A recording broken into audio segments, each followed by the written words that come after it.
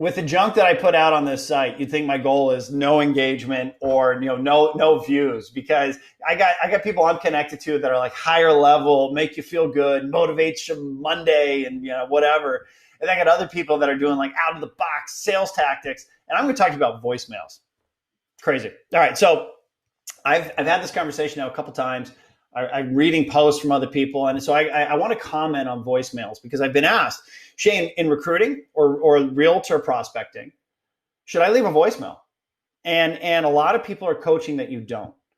I disagree with it. I think that it is a very practical and very smart and very rational step to actually leave a voicemail for the recruit that you're calling or the realtor that you're calling. And I'll explain why in a couple different channels.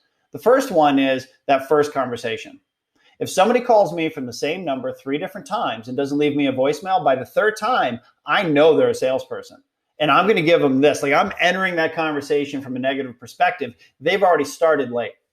Where if they leave me a voicemail that's genuine and authentic, I might not be interested. I might not call back. I'm choosing not to call that person. That's why they coach you not to leave a voicemail, because you're letting the candidate choose to not call you back, which means you've lost control. But if your voicemails have the genuine, authentic tone, and then you follow up a second time and a third time, I can't tell you how many people will pick up that third time in the little sales cycle and say, hey, look, I'm picking up the phone because you sounded cool and you're persistent, which I love. I just want to let you know I'm not interested. Guess what, guys? That starting point is a hell of a lot better than the person that is, you've called me 3 times without leaving a voicemail. What the F, right? And here's the other thing from a mindset perspective. If we're actually working to capture the best realtors or the best recruits, that first interaction, most cases, isn't going to result in a hire anyways. That first interaction is simply the start of your relationship. And I don't know about you, but I'd rather the start of my relationship be genuine and authentic versus the person feeling it's transactional. And let's say that I never even talk to them because they don't pick up the phone on the third one. That's okay.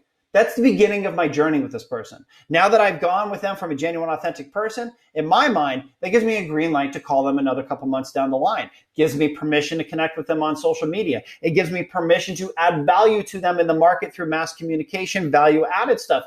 It is the beginning of the relationship. And it works because I don't need to hire that person today to be a success. Why? Because there's a lot of originators around me. I don't need to work with that realtor today to be a success. Why? There's a lot of realtors around me. The goal is to build your brand with more people.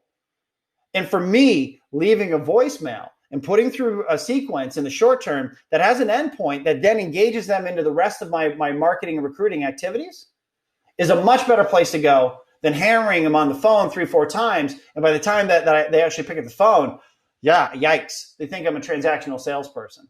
And so pick your poison on what you want.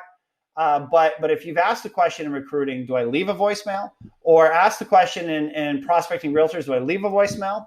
My humble opinion is if you've got the right voicemail and then the right follow-up systems, because you understand this is a journey, you do. Because guess what? That's what human beings that actually know each other do. My friends don't pound my phone until I pick up the phone. They leave a voicemail.